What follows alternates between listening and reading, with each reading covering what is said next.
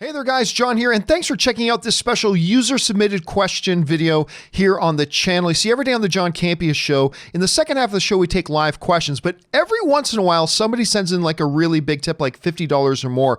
And when they do, I like to honor that by not only answering the question on the show, but also answering it in its own standalone video. So let's get right to it. And this question comes to us from Drew Posh, who writes, "Hey John, love you guys. Thank you so much, Drew. I appreciate your insight as a former leader at AMC Movie Talk and Collider. What do you think are the top 3 most important traits for an entrepreneurial/leader?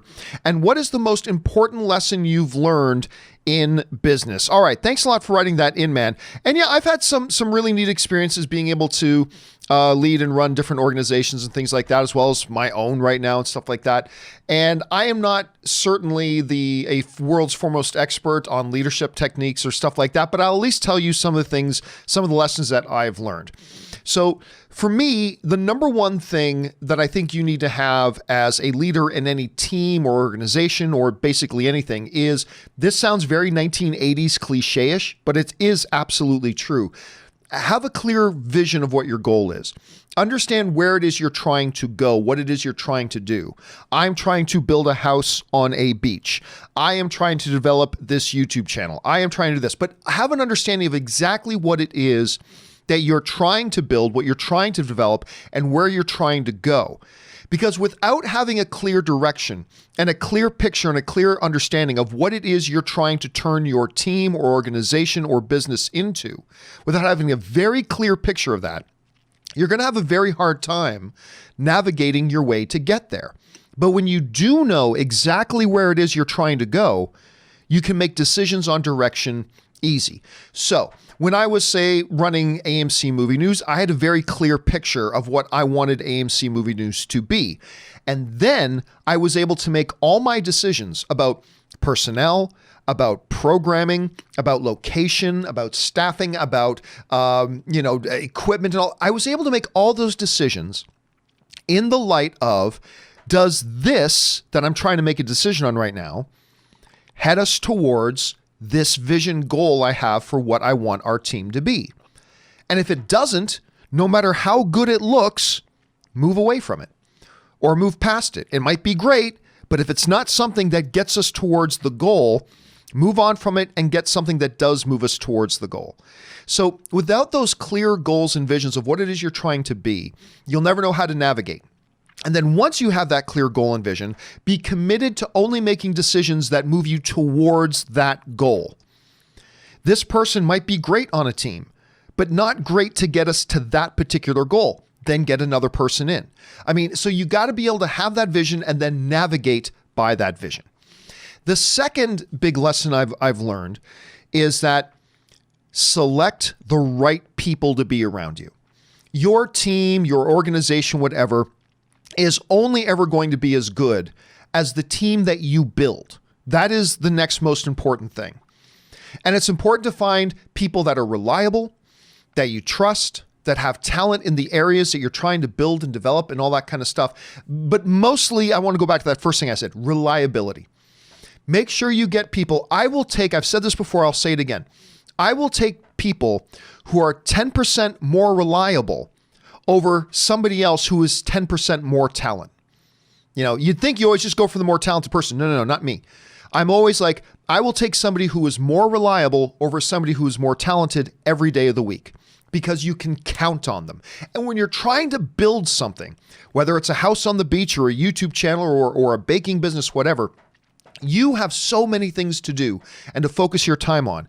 So when you select a team member to be a part of something, you've got to be able to know that you can count on them to do what they're supposed to do, to follow through on the things they say they're going to do, and all that kind of stuff 100% of the time. Because if they don't, you got to move past them. You've got to move past them and get somebody else in who does. Doesn't matter how talented they are, whatever. If they're not reliable, then you can't work with them. So there's that. So number one, have a clear defined vision of where you're wanting to go and then make your decisions according to heading towards that goal. Number two, make sure you surround yourself with the right people. And to me, the number one thing I look for in the right people is reliability and trust. And then the talent and all that kind of stuff, absolutely. But I always look for reliability, people I can trust, things like that. That's what I look to next. The third thing that I would say is, in order to get to where you want to go, and when you're investing in people, all these things are going to entail an element of risk. You got to be willing to risk and not be afraid to risk. At some point, you're going to have to make calculated risks. Don't be afraid to make them, but as the flip side to that coin, be willing to fail.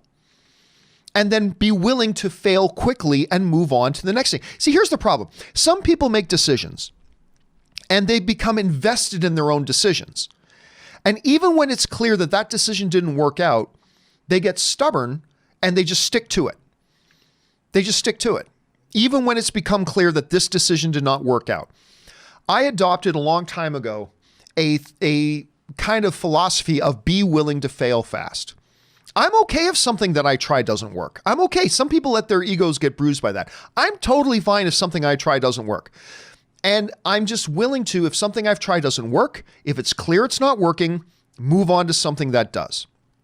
You got to be willing to try something and then fail fast. I've tried launching new shows, both at AMC and Collider and here on my own channel, that didn't work. And I say, okay, it didn't work. I could be stubborn about it and say, no, it was my idea, therefore I need to make it work. No, it didn't work. That's cool. Let it go and move on.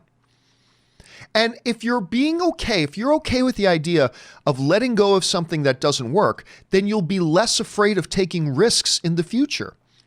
Because the more you hold on to something that's not working, it's just going to make you more nervous and scared about taking another risk in the future. Because if that doesn't work out, then I'm going to have this big ordeal again. If you get to the point where you're willing to go, you know what? I'm okay if something that was my idea doesn't work, and I'm willing to let it go and then move on to the next thing, then you'll be more open and more ready to take future risks and come across the ones that do work. And that's true with ideas that you had. That's true of personnel. I mean, listen, the reality is, over my time at AMC and Collider and here, there have been times that I brought somebody on board and realized within a couple of weeks, you know what, this isn't working.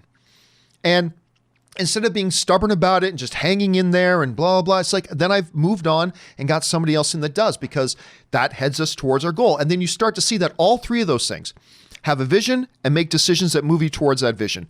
Surround yourself with the right people and being willing to risk and fail and move on and fail quickly and move on to the next thing. All three of those things really kind of tie together and work together. So if I had to say three things that I thought were key that I've learned, and by the way, I am not the world's foremost expert, so let's be clear. I'm just saying these are lessons that I've learned and that I apply to the organizations and teams that I sort of run. And that's why I believe I've had some degree of success through them. But that's just me. Anyway, guys, do you have some leadership tips that you'd want to share with everybody else?